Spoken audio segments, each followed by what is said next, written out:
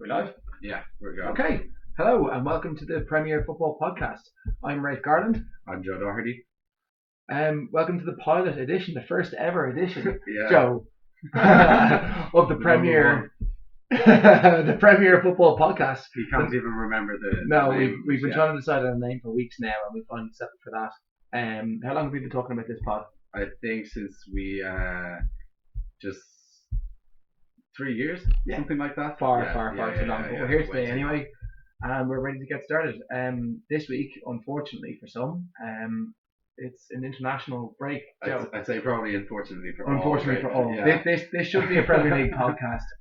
Unfortunately, we're stuck with our first topic being international football. Yeah. England, though, are playing this evening, and Joe, you've prepared a little bit to talk about. Yeah, well, I suppose we were just kind of going to run through England and Ireland and who they're facing up against, the challenges they have to come, how what their prospects are for qualifying for Euro 2020. England are obviously flying. There's no doubt that they're going to qualify. The only talk seems to be about squad selection for England. That's the thing. Like, England are always so highly seeded in the world rankings that they always get a piss easy group, and it's a question of facing up against the likes of the Czech Republic and Kosovo, who are the two next best teams in the group. And it's absolutely never in doubt that they're going to qualify for the major championship. As you said, the major talking point is the squad selection. Dele Alli's being left out. I think that's the correct decision. Jesse Lingard as well. Another correct decision. If you remember from the World Cup, they were the two attacking mids that played in behind Harry Kane. So it's going to be Mason Mount, who's at a fine start. James Madison's pulled out of the squad. He has, but Mount in particular has looked very promising for Chelsea. I think he's scored 3 or 4 goals already in the league. We'll talk a little bit about Mason Mount later on in the podcast. Decent. I think that he could have. Do you think there's an argument for starting the likes of Tammy Abraham or Callum Wilson in games like this that are dead? Are the squads out yet, actually? Yeah, they are. The thing is that Harry Kane is captain, so he's always going to play. But Kane has been in poor form for Spurs so far this season. I think that I can't remember the last time he netted a goal that wasn't a penalty. We can bring you breaking news. The lineup. The lineup's been announced already. Yes, Jordan Pickford starts in goal. Danny Rose left. Maguire, Keane, Michael Keane starts centre back. Yeah. I'm not sure if you saw him for Everton last week, trying to pick up who was it? It was Jeff Hendrick from a corner. Right, yeah, and Hendrick got on the end of it. He got on the end of it as Michael Keane watched him and pointed him run across the box. Some bang average defending. I'm quite surprised to see him in the squad. Rice and Henderson obviously start with Mount, and they go with Sancho, Kane, and Sterling up front. So it is Kane. Yeah, I think that's a strong team. I have to say, I haven't been overly impressed with Declan Rice so far for West Ham. He looks like one for the future. He does, and I think he'll probably get picked up by one of the bigger sides in the near future. But I mean, as I was saying, like Harry Kane, he's not hit form yet in the league, but he's in the talisman. He's their number one guy. You might argue that Raheem Sterling is the genuine talisman. He is. He is. And I think in the future we'll be seeing the likes of Jadon Sancho bring a lot more to the table. Obviously, he's doing the business in the Bundesliga. We've yet to really see him contribute in terms of significant goals and assists in key games for England. Absolutely. Interestingly enough, he's gone with Kieran Trippier right back. Playing for Atletico Madrid now. Ahead of the likes of, even Kyle Walker was in the squad. Trent Alexander-Arnold is a big one. To be honest, I think that he's lucky to be in the starting lineup. I think he's incredibly lucky. Yeah. He's been playing well for Atletico Madrid. I don't know if you've seen who he's coached by, you'd expect him to be playing well. Otherwise, like, what's the point in signing him? I think that Diego Simeone is one of the best motivators in the game. So it's no surprise that he's been doing well for Atletico Madrid. Yeah, definitely. Yeah. So I get. No. I guess you were kind of maybe to go more towards England's prospect in Euro 2020 as opposed to just talking about qualification. Sure, give us a prediction over here, Joe. I think that England will get to the semi-finals again as they did in the World Cup. Yeah. I don't think they'll win it. I don't think they'll get to the final, but I think they'll get to the semi-finals. Who will win? Euro 2020. Yeah. I think France have a good chance again. Deschamps has. Is Giroud gonna play a part, or is this the first time Deschamps will move on from Giroud, considering he hasn't played a game? And he doesn't even get in the Chelsea squad. Obviously, I would like to see Alex Lacazette get there, and I think he's a small lad, but he's a target man in the way that he plays, and he brings other people into play. He's a centre forward. He's an unselfish striker. He's a false in the way Firmino does in a way. Yeah, he doesn't play off the shoulder. It's just the way that there's so much quality in that French side, especially in defence and midfield. They've got 3 men for every position. So I would say that they have to be the favourites. Although saying that, Portugal won the last Euro, so anything can happen. And you wouldn't bet against Ronaldo, would you? You wouldn't. No, he's always got something on up his sleeve. Would you like to say a few words about Ireland then? Would I like to say a few words about Ireland? I prefer to be talking about something else, but absolutely. Right. Yeah, no. Ireland find themselves actually top of their qualifying group somehow. They absolutely clung on their last game against Switzerland. Were played off the park. Ireland find themselves in a precarious position, managed by Mick McCarthy until the end of the Euro campaign, and regardless of how well he does, he's going to be succeeded by Stephen Kenny, who's doing a fantastic job with the 21s at the minute. That was the plan, wasn't it? I forgot about it. Yeah, it was. It's a really interesting situation. I don't think we've seen that. Actually, one that springs to mind is when Roy Evans was leaving Liverpool. And Gerrard, but they brought him in as a co-manager. Until Evans stepped aside. But I don't think Evans was ever happy with that. No, I can't imagine Mick is too pleased with having a time placed on it. But there are some positives for the Irish team. Aaron Connolly became the first teenager to score a brace in the Premier League. It's a great match, yeah. Yeah, fantastic. Against Spurs of all teams. Which is brilliant to see. Obviously, Jeff Hendrick was on the score sheet. I think there were another 2 Irish players involved in goals in the Premier League last week as well. Yeah. Off the top of my head, they were. There was also an Irish player who got sent off. There was Seamus Coleman was sent off. Captaining his side, yeah. He's a good player, though. Yeah, so look, Ireland looking good stead. You'd expect them to beat Romania tomorrow, and then obviously the real crunch game is Switzerland away on Tuesday. If they can somehow manage to take any sort of result from Switzerland away, they'd have to be favourites to go on and qualify. I think Denmark are sick on the side of Ireland at this stage. Yeah. Denmark have come out several times and expressed displeasure at the way that Ireland play football. So I don't think they want any more. Denmark hammered Ireland. Yeah, they did. As in the Aviva. Yeah, they did. But I think we played them 3 times since, or twice since. We had them in the Nations League since. Right. And we played them away in the qualifiers as well. Yeah. So Denmark are sick on the side of us. Yeah, just the physicality. Absolutely. And I think that if we can obviously win against Romania, which you would really hope the lads will do, and then we can get a point away to Switzerland, it's there to be had. And the boys are going to Euro 2020. That would be an achievement. That would be an absolute achievement. Anytime Ireland qualified for a major tournament, considering the size of the population that is, like, in terms of the other sports. I think we've got a chance. There's meant to be a little bit of not disruptance, but unease in the Swiss camp over the captain's armband. Well, if I could just hop in there, Xherdan Shaqiri has pulled out because he's unhappy not being named captain. Yeah. After Lichtsteiner announced his retirement, I suppose, or was told he wasn't being selected. Granit Xhaka is captain of Arsenal. He's also been vice captain of Switzerland for years, and he was captain of Borussia Mönchengladbach at the age. He's also 21. Come out and said that he doesn't care about the armband, and he'll play if Shaqiri's captain. He doesn't care, which is a team player. He's a team player. And that kind of means that he should be captain. Yeah. He's not. I think that Unai Emery had an open vote, and Xhaka was voted leader, and he would have been chosen by the coaches anyway. He was as captain, so it's absolutely. I've never seen Shaqiri wear the armband for any team. He doesn't even make the bench for Liverpool at the moment. And look, to be honest, as an Ireland fan, I'm delighted to see Shaqiri out of the squad and Xhaka in the squad. Ireland from set pieces, a few on the edge of the area. He's going to give away 2 or 3, and he's going to give us a chance. Yeah, he's going to get booked. But look, I think talking about Xhaka and Shaqiri is a brilliant way to transition slowly away from the international football. It is, yeah. Until next time round, the real stuff. Get into the real stuff. There's only one place to start, which of course has to be the number 1 team, the unbeaten team, 100% record in the Premier League, Liverpool. Yeah. Joe, is the title stitched up? Have they won it already? Of course not. No. You've been absolute fool to say that Liverpool. Chris Kirkland came out and said the title was in the bag. Doesn't know what he's talking Gary about. Neville said the title is in the bag.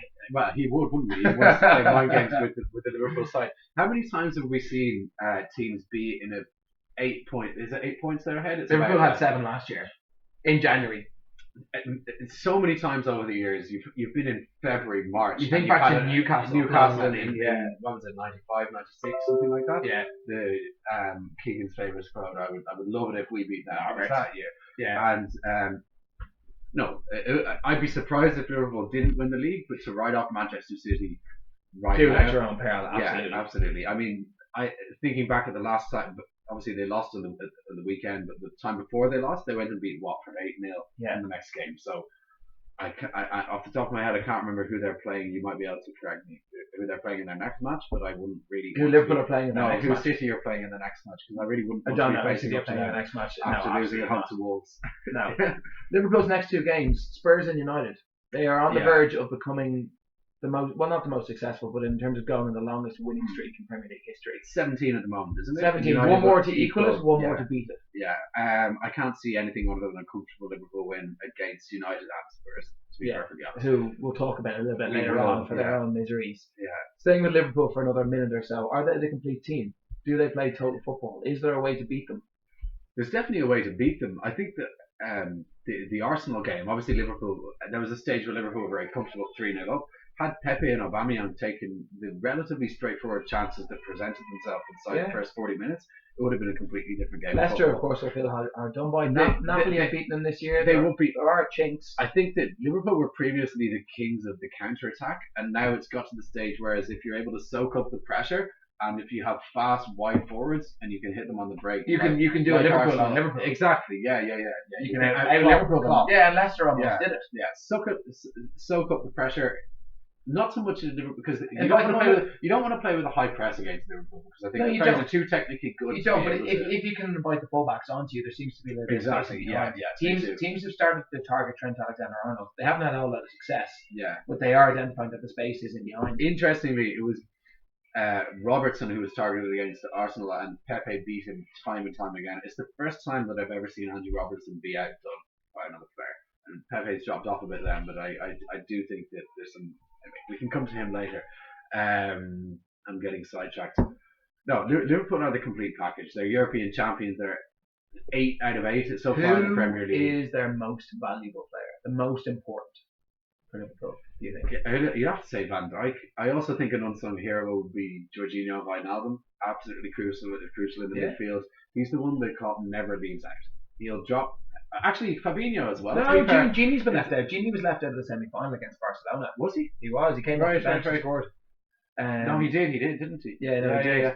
But I think that I think Van Dijk gets all of the plaudits. Obviously, he was named player, or he's shortlisted as Player of the Year, and obviously Mo Salah gets the goals. You're going to say Firmino, actually. Even Sadio Mane gets the goals. But I mean, if you watch Liverpool without Roberto Firmino in the team, they are a different outfit. Yeah. And I think it's the one area in the pitch they don't have someone that can come in and do a similar job.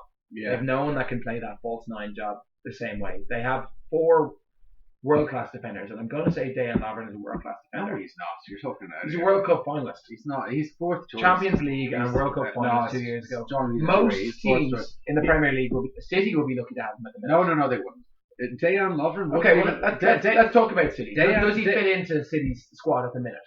With injuries considered, any centre back would fit. Shkodran Mustafi would fit into City's squad right now. That is a big shout. That's absolutely. Mustafi and Lovren are on the same level. They're that sort of. I suppose Mustafi is a World Cup winner by the logic that he is. Lovren is a World Cup finalist and Champions League finalist. I think that Lovren was left out of the Liverpool squad until the last weekend. He's their 4th choice centre back. He is the 4th choice centre back. No. Matip has been. He's behind 3 very good centre backs. But look, we'll move on to City. Pep Fraudiola. Am I right or am I wrong? Is it 3rd season syndrome? Didn't he have similar hiccups with Barcelona? Just this week, he's threatened or offered. I'm not sure whichever way it was. 4th season syndrome. To quit the club should they cease winning games. What do you make of that? Is that a noble offer, or is he just walking away from all of his responsibilities? I would say it's neither. I'd say that he's not someone who likes to hang around. You have to look at his tenure at Barcelona. I think it was 4 or 5 years at the top. Yeah. Bayern Munich was 3 years. He signed an initial 3-year contract with City, which was extended, and I would not be surprised at all either way if they win the league or if they don't win the league if he walks away at the end of the season. That's just. I wouldn't be surprised to see it either, and I wouldn't be surprised to see City be as strong, if not stronger, under the next manager, because the way that football club is run. That's the thing. It's not just about his coaching is phenomenal, but they will have a top class coach lined up. They know. Yeah. It's they're the complete opposite of Manchester United. They both have the money. With Manchester United's they don't have a plan. They No. don't have they're producing some academy players, but City's is definitely a better academy. The money that's been pumped into it, the different backgrounds of players who are coming through there. You can even And see when the plan, the directors and everything. how many players do City identify, go out and sign, and then leave out of the first team? How many of them don't fit into the first team? How many of them? None. They all make the grade. They all instantly do a job. Yeah. Whereas you look at some of the signings from other teams in the league, you look at United, Spurs, Everton, teams that you would expect, having seen the money that they've been spending, maybe Spurs to a lesser degree, haven't spent over the last couple of years, but there's a real lack of forward planning. Liverpool have obviously been phenomenal with their planning as well. Yeah, they have. And there's a reason that those two teams are top of the league, because these are projects. These aren't teams, these are projects that have been 3 or 4 years in the making. Yeah, that's it. In a really clear, obvious direction. And even if Klopp was to walk away at Liverpool, I think it would be similar. I think the next manager would seamlessly transition into it, because they obviously would know what they want to do. They go after the right type of managers, people that do a job in a system. In this day and age, you have to have that. I could bring up the example of Watford, who fly through managers. They have no problem sacking managers. And then going back to old managers. Yeah, they had Kiki Sanchez Flores, then they had Walter Mazzari, then they moved on to, what was the man who just got sacked?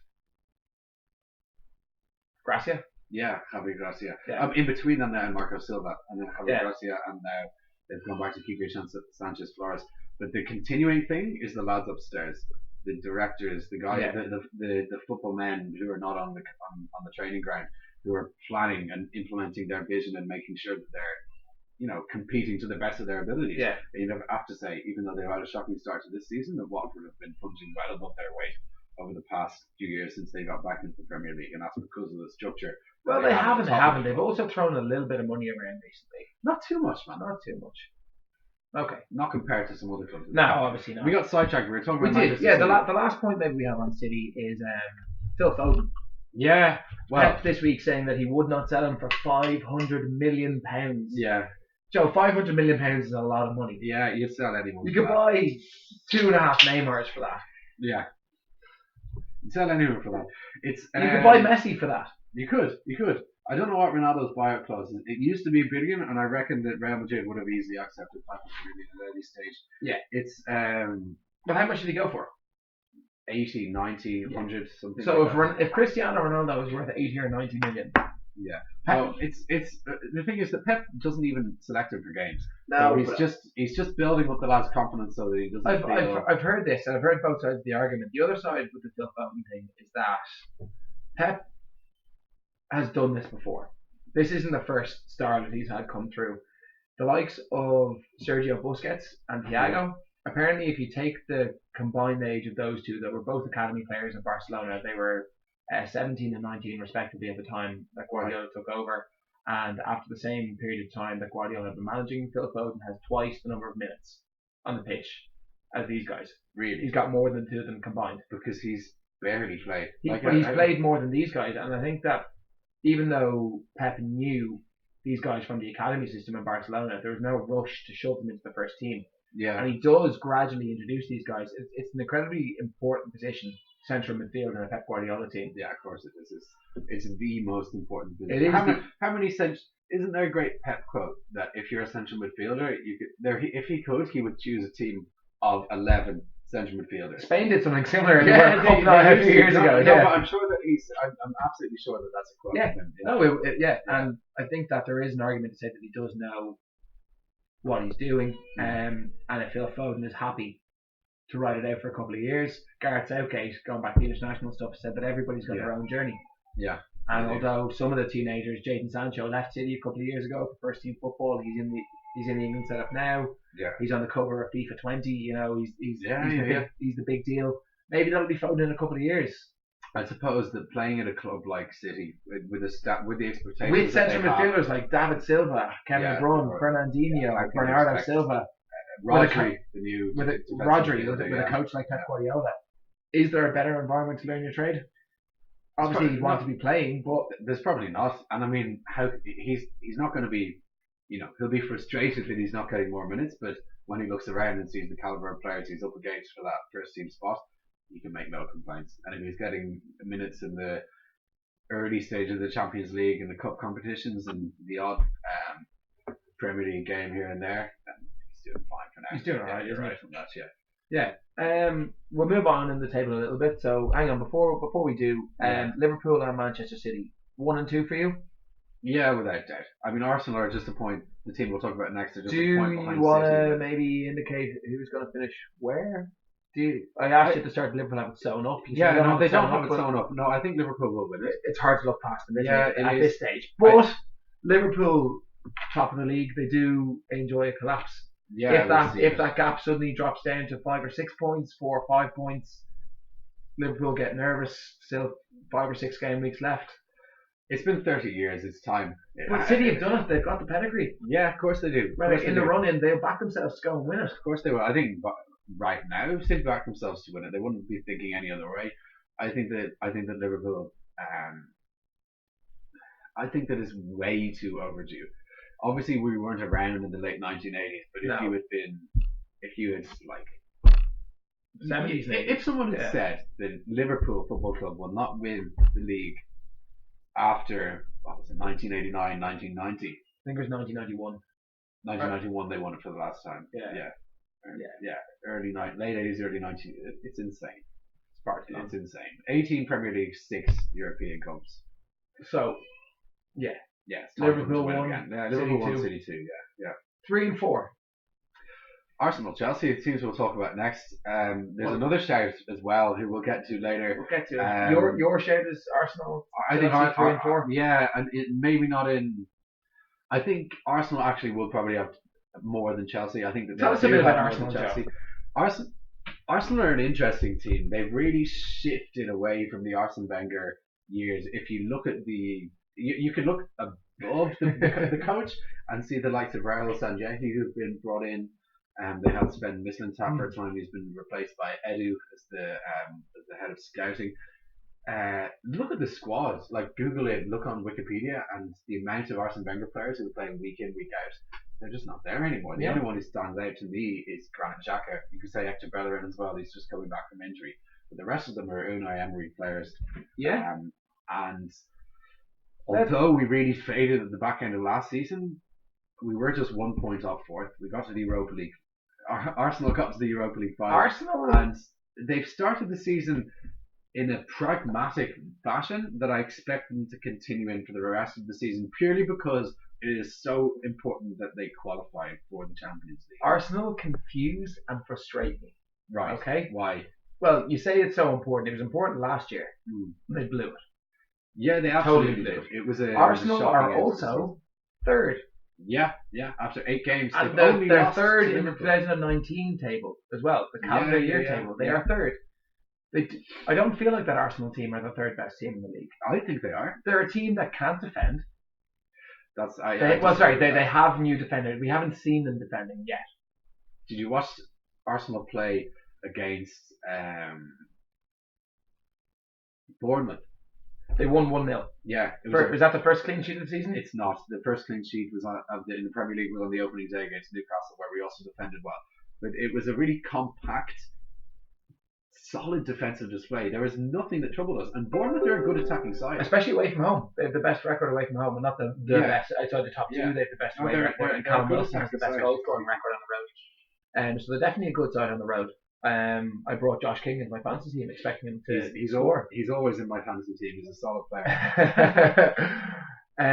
But so they've had their troubles at the back. Yeah, that's absolutely fair to say. Yeah. You look at their midfield. There seems to be some debate as to who can start. We'll go back to the midfield in a sec, and they seem to over rely on goals from Aubameyang. Look, he's a world class player. He's brilliant, but it's difficult to see 2 years down the line where they're going to be without that superstar carrying them. Obviously, Lacazette is a fantastic footballer, but he's not Aubameyang. Yeah. The midfield three. Torreira has not been starting games this year. Yeah. Can you explain to me why? Lucas Torreira had a really, really good spell for Arsenal between maybe mid-September to January of last season. Yeah. After that, he got injured and he came back and he wasn't quite the same. Since then, Unai Emery has been deploying a midfield three very much in the mold of a City or or a Liverpool or a Chelsea with a Xhaka as a ball playing uh, six, if you will, so the most defensive. Yeah. And yeah, in modern terms. Yeah, he's made him captain, and he's not going to drop him. So No. when Traore's played, he's been played as a box to box midfielder like Kante was under Sarri. Actually, I feel that there are a lot of similarities between the midfield three of Sarri last season, which he was heavily criticised for. Yeah. Dropping the best defensive midfielder in the league to play him, not dropping him, moving it, changing his position to accommodate Jorginho, a ball playing midfielder, and moving him higher up the pitch. And Emery's doing the same with Torreira. He's playing him as a ball winning number 8. Do you think he's right to do it? I can see the logic behind it, but I don't think it works. I understand the need to win the ball back high up the pitch, and I would say that when Lacazette is not playing, that it maybe makes sense to play Torreira up there because Aubameyang doesn't do that. But you're then negating Torreira's best strengths. I think that Xhaka, as much as I do think there's a player in there, he's better suited to the likes of the Serie A or the Bundesliga, and he's had far too many chances in the Premier League. He makes way too many mistakes. He's the most error-prone player in the Premier League, bar none. In terms of the penalties he concedes, the bookings he picks up. You give us weekly booking updates. I do in the WhatsApp group. Yeah. He's got 4 in 7 games that he's played in already in the Premier League. That's shocking. And 4 in 7. Yeah, he plays too many. He plays too many sloppy passes. He's an excellent passer of the ball in terms of his long passing and passing through the lines, but the Premier League is too quick for him. He's good in international football. He'd be brilliant in Serie A. The Premier League's not for him. I think Torreira should be playing at the base of midfield with Guendouzi and Joe Willock. A 2 and a 1. Willock a little bit higher up the pitch, yeah. Not a 4-2-3-1, a 4-3-3, but Willock is the most forward thinking player. Guendouzi is that dynamic ball playing midfielder, and Torreira sitting in front of the back four breaking up play. Okay, the direct rivals for 3rd, 4th, 5th spot, we'll focus on Chelsea, London rivals for now. Obviously there are a couple of more, but we'll compare Arsenal and Chelsea for now. You spoke about Chelsea a minute ago, and that midfield three of last year. They seem to have gone back to Kante in the hole this year, with Jorginho playing in front and obviously Mason Mount either playing in midfield or out on the left, having the freedom of the park. We'll talk about Chelsea's transfer ban, the kids coming through, but I know that they struggled in the first couple of weeks. They got hammered by United, but Chelsea look good. They do. I mean, it was to be expected, wasn't it? Maybe not losing 4-0. I don't know. At the end of last year, if you asked Chelsea fans how optimistic they were with the transfer ban, having had the season they had, I don't think it was to be expected. I think what I mean to be expected was that there was to be a small betting in period with Frank Lampard, and the results wouldn't necessarily go their way. I think a lot of people expected it to be longer than 2 or 3 weeks. I think they did. When I first thought about the season, I thought they would finish about 7th, something like that. I thought they could possibly finish 5th, 6th kind of job. I think he's done a really, really good job. I think he's been fantastic. Tammy Abraham seems really, really, really settled in the Premier League at long last. He's got 8 goals already. That's a goal a game. It's phenomenal. He's 6'5", Joe. Yeah. And he's rapid. Yeah, that's what he's an athlete. He has it all. He scores all sorts of goals. Yeah, he has it all, doesn't he? No, I've been impressed with them. Good side. They seem. I think the players didn't like Sarri last year, did they? They played for in the Europa League final. Is that just Chelsea? That is Chelsea. They decide they don't like a manager, and that's it. The thing with Frank Lampard, he's almost the perfect appointment, because what Chelsea player is ever not going to like a guy like Frank Lampard? You say that, but have a look at Manchester United and have a look at Ole Gunnar Solskjaer. Are the players giving it all for Solskjaer? I think it's different characters. I think that Solskjaer will come to him, but I think he's very uninspiring. I suppose you look at Frank Lampard last year, celebrating making it to the playoffs. The Derby didn't go up, let's remember. Do you know what I mean? They made it to the playoff final, and the scenes where he was celebrating with the fans as if he was a player, bouncing up and down, cheering, and I've never seen a manager celebrate like that before. He's a London lad. He understands all of that. Proper geezer. Yeah, he understands all of that. Yeah, but he's a West Ham lad. Came up through the ranks. He understands British football. Yeah, he gets it. In a big way. And you think that Arsenal will finish ahead of Chelsea this year? I think Arsenal have a better squad than Chelsea. Do you? Yeah, I do. Yeah. There's something I'll check it here for now, but let me tell you Chelsea's bench from the weekend. Okay, from last weekend, and I think I was actually shocked to hear this. Where is it? Explore England Premier League. So Chelsea's bench from the weekend. you talk about the strength of the Chelsea team.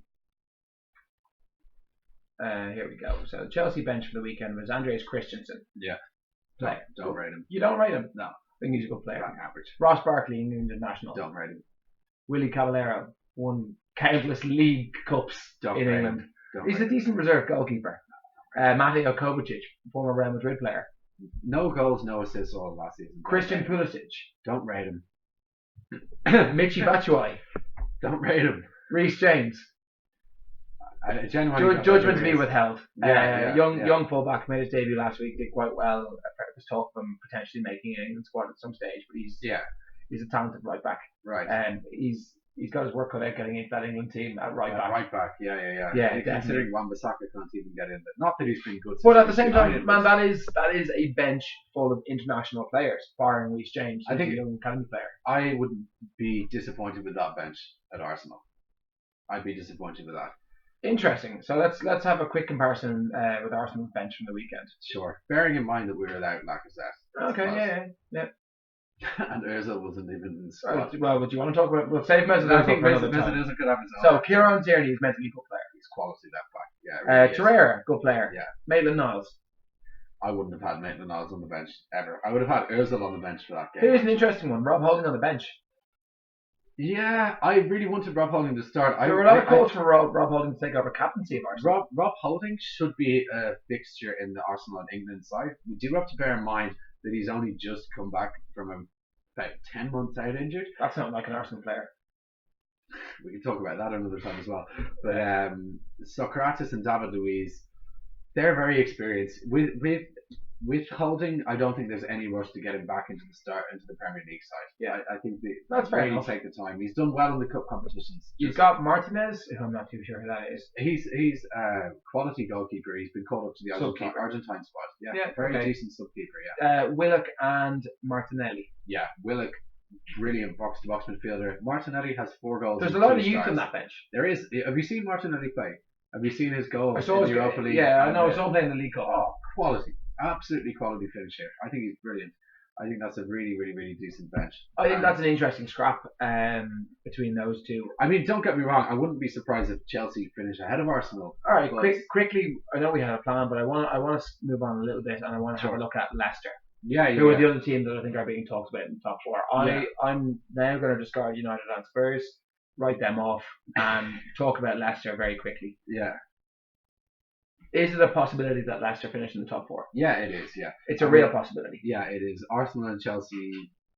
It's a 3-way scrap between Arsenal, Chelsea, and Leicester. Yeah, Arsenal, Chelsea are both flaky. I think that Leicester have improved a lot. Let's not forget that Leicester only lost to Liverpool because of a last-minute penalty, a controversial penalty. Very controversial, yeah. Many will say this is a Liverpool team unbeaten in Anfield in over 2 years. They went there, and nearly pulled off a result. Now they didn't really win the game, and Liverpool were the better team over the game, but they put it up to the top of the league. Yeah. They've been playing good football. They got one of the best defensive midfielders in the league in Ndidi. They've got Jamie Vardy, who's top scorer in the league. Yeah. Well, no, he's not. He was maybe before last weekend. Is Aguero back ahead of him? Yeah, Aguero and Abraham are ahead. He's up there. I think he's on 5 or 6. Scoring goals. Yeah, he is. Yeah. James Maddison. Good player. Getting involved. Don't know if you saw his free kicks on Soccer AM. No, I haven't. Fantastic free kick taker. Man, I saw a highlight of it on YouTube the other day. He fancies himself as David Beckham. Man, he was just putting in the top corner for fun. Yeah. Over a wall with a keeper. He was just sticking it for fun, for shits and giggles, taking the piss out of Jimmy Bullard. He was phenomenal. He's a proper footballer. Yeah, no, he's quality. They've got ball players across the back. Mm-hmm. They don't miss. 80 million Harry Maguire, even for a second. Johnny Evans has actually shown himself to be the real talent from last year. I know he had a little mistake against Liverpool, but he's looked phenomenal for the last couple of years. Kasper Schmeichel's found form again, and Brendan Rodgers has got them playing the right way. Yeah, they're a serious team. You have to look at the starting 11. Schmeichel, Pereira, back. Then, as you mentioned, Evans, Soyuncu, Chilwell, Ndidi, Tielemans. Yeah, Maddison and Vardy up front. You might have to give me a bit of help with who's been playing on the wing for Leicester, but Is it all Brighton still getting a game? Well, Brighton gave away the penalty against They Liverpool. did, yeah. I can't remember who's playing on the other wing. It's not Demarai Gray as far as I know. No, he hasn't been starting games. Anyway, no, it's a It's- solid. it's- It's a it great, is a they have a good great squad. spine. They really have a great spine. Yeah. I think that a lot of the teams higher up the table missed a trick with signing Yuri Tielemans. Oh, absolutely. And United didn't fancy James Maddison over the summer as well. They thought Yeah, the price yeah, was too high, yeah, and I think they're paying the price for that this year as well. yeah. Well, I think they overpaid for Maguire. Do you think Maddison might be inclined to move to Manchester United should a big money offer come in? I think it's very difficult to turn Manchester United down, as bad as Even if Leicester are going to finish ahead of them in the league, yeah. It is. as Maguire maybe showed us. Yeah, well, obviously Maguire didn't know that would happen, but Manchester United are the biggest club in the. Let's talk a little bit about Manchester United, Joe. Yeah, Are they any good? they're not. No, they're useless. They're really. Are the players any good? No, they're not. Is the manager any good? No, he's not. Is the backroom staff any good? No, they're Are not. the owners of the club any good? No, they're not. Are they going to get relegated? They're not going to get relegated, but as I think I mentioned to you via WhatsApp recently, they're on course for 43 points. That should see them safe. They should say stay up with that.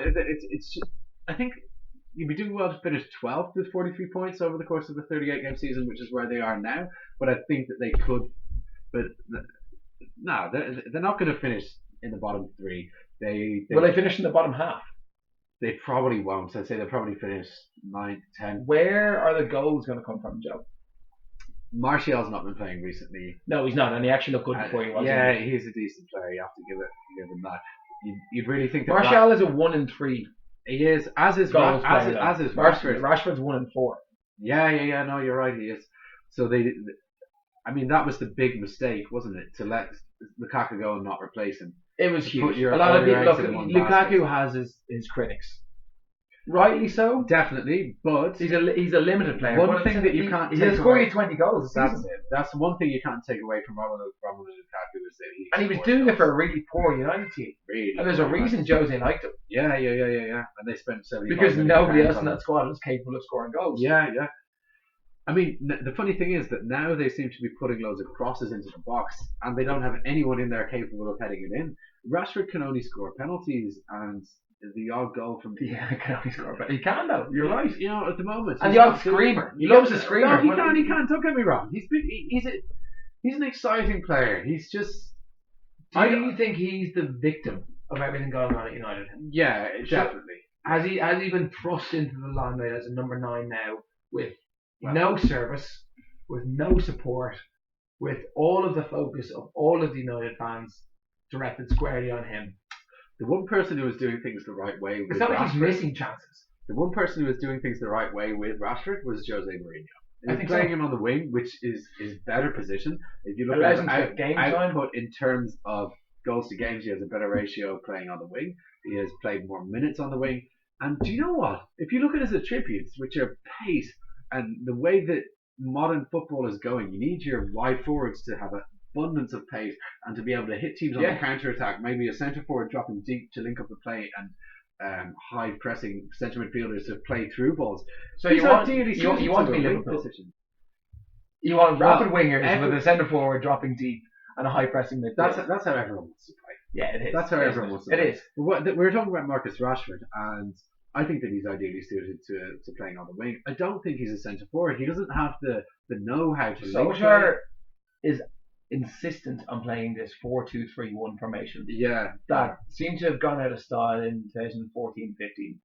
It kind of got figured out by the high press, and when they come up against teams that press them, they seem to fall apart, and they don't score goals at all. They sit way too deep, and they don't seem to have any sort of territory high up the pitch. They don't seem to create chances. As well as letting Lukaku go, they let Herrera go. Unreplaced. And as much as he was just a shithouse midfielder, they haven't replaced him with anybody at all creative. Paul Pogba's there. He turns up sometimes he doesn't. But they play him too deep. Yeah. Paul Pogba's the final piece in the puzzle. You don't build a team around Pogba. You bring him in as a luxury player. Yeah. The way you'd have Mesut Ozil in the team. Yeah. He's a number 10. He's a flashy player. He's not your bread and butter, and they're not going to win games until they sign 2 quality midfielders and at least 1 striker. So it'll be interesting to watch United in January, but I reckon they'll be far too far gone at that stage to be anywhere near the top 6, let alone the top half. Nothing's clicking for them. No. Speaking of nothing clicking, Spurs. Yeah, love it. No, it's great to see. Spurs seem to be a classic case of a team that have run its course.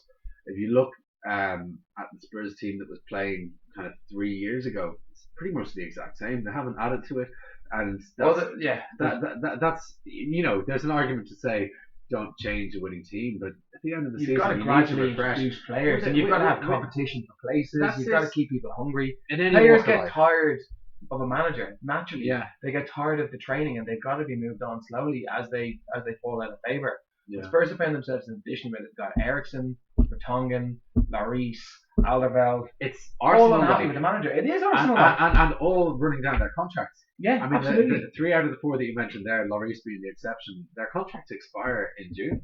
They're going. They're not going to sign new deals. There's even talk of Eriksson going for a cut price fee to Real Madrid in January, €25 million. Yeah. So we'll have to see about that. The club is in a mess. They haven't invested properly.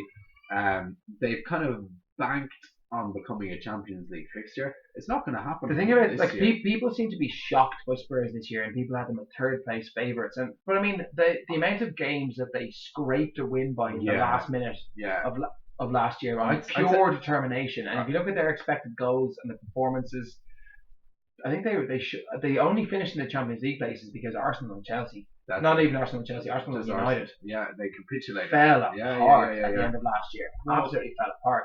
The fact that they made it to the Champions League final, like you think about the group stages, last minute against Dortmund, last minute against Madrid, last minute stuff the whole way up against Ajax. Everything that Spurs did last year was last minute, and that's not the sign of a team that are prepared. No, I think they've been lucky. They did nothing comfortably last year at all. I think they'd be lucky to keep Harry Kane for another couple of years. Yeah, I mean, what ambition do the players at Spurs have? Because the best that they have done since the last time they won the FA Cup was in the 1980s, I think 87-88, is becoming runners up in the Champions League. Look, they ran Leicester close in 2016 and finished third. Yeah, behind Arsenal. Yeah, a year that both Arsenal and Leicester should have got. Arsenal and Spurs should have won the league. Both the fans would say they should have. They finished third that year. Yeah, Arsenal should have won the league that year. Spurs were top for months, not months, but weeks. They were top for a long time. Come towards the run in, and they things got a little bit Spursy. Yeah, and we love to see it. We do. So the table. Yeah, we're running out of time. We are running out of time, and it's been great. It's been fun. Yeah, let's talk about the table. So absolutely, we have Liverpool 1, City 2. Yeah, I'm gonna say Arsenal, Chelsea, Leicester. You have Leicester missing out on the top 4. Yeah. Leicester missing out on the top 4, which is strange because a couple of weeks ago I thought they beat. I'm going to contradict you there, Joe, and you're not going to want to hear it. It's going to be Arsenal 5th, is it? It's going to be Arsenal 5th. I'm going to have Chelsea and Leicester 3 and 4, and Arsenal 5, because it's just classic Arsenal to fall off. I did have that period around just before Christmas where things just take a little nosedive and they do their best to save it. I think the thing that you have to think about this year is that for a change, we actually have key players who are coming back. Bellerin hasn't started a Premier League game. Tierney hasn't started. Let's not start calling Tierney a key player before we actually see him do it in the Premier League. Tierney Let's see him do it in the Premier League. He's been playing in Scotland, lad. Let's take a little bit of a break. You should see him in the League Cup and the Europa League. Yeah, all right, man. He's not the Premier League. It's not. Let's see him. He's not the type to not come in. He's not even the best Scottish left back in the Premier League, so we'll see. He is the best Scottish left back. We'll see. All right. So we'll move on from the top 5 anyway. Those top 5 will be the top 5. Yeah, they will. Yeah. 6, 7, 8. I'm gonna put Spurs at 6. Yeah. Yeah. You think they've got a bit more in them than anyone else? Than West Ham? Absolutely. Yeah. Burnley? Nah, not cut out for Bournemouth? Not cut out for it. Over the course of a 38-game season, no. Crystal Palace? No. Crystal Palace? No. Are you sure? No. Sure. Well, we haven't given enough minutes to Roy Hodgson and Crystal Palace. Prepare for yourself for a feature on Roy Hodgson and Crystal Palace next week because they are unplayable. They are the team to watch. There is no beating Crystal Palace. Wilfried Zaha doesn't even need to. It's not even about Zaha. It's all about the team in Palace. We'll talk about Palace next week. I can see Palace finishing up there this year. I think this is the thing that nobody saw coming. Yeah. I'm going to give Spurs 6. I'm going to give Palace 7. Right. Yeah. We'll have teams like Bournemouth. Who's going down, man? Who's going down? Who's going down? Watford don't look good, do they? Watford look fucking awful, man. They look terrible. They look like they're going down. Absolutely terrible. Do you know what? I would say they're already on their second manager. I would say Brighton, but no, Brighton are playing good ball. Brighton. I thought that they finished last season really poorly. Newcastle.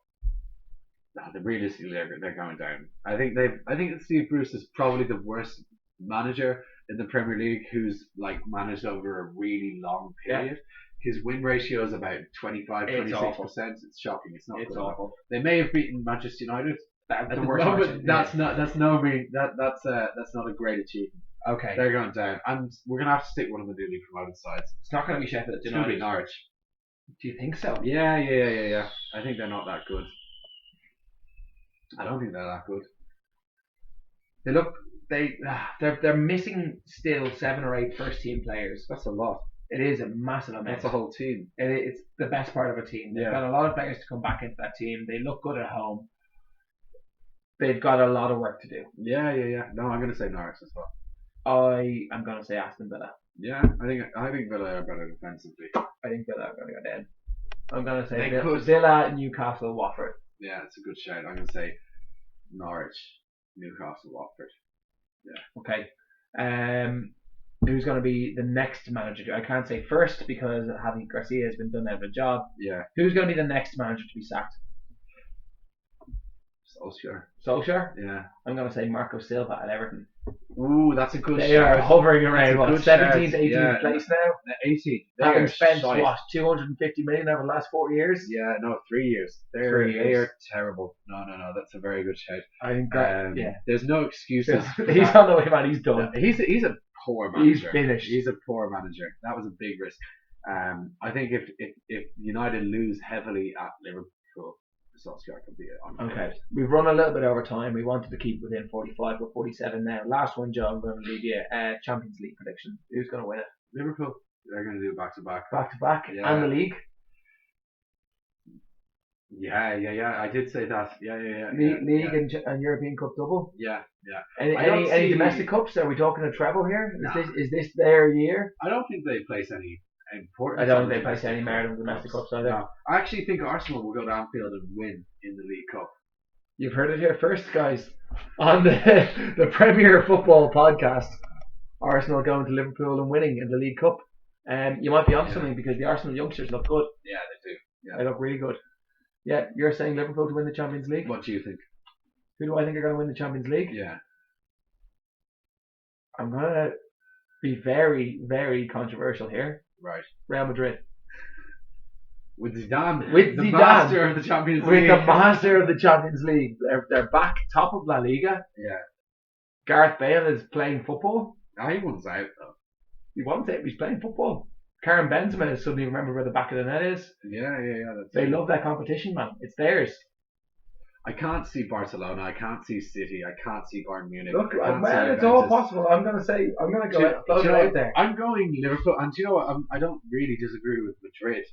I'm going Liverpool purely because I don't see anyone else. I like the teams I just mentioned. I can't. Yeah, man. I just don't see them doing it. Yeah. Time will tell. Yeah.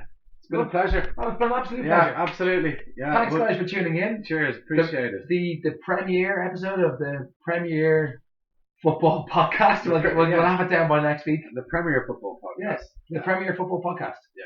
Guys, we'll see you next week. I'm Rafe Garland. Joe Doherty. Thanks for joining us.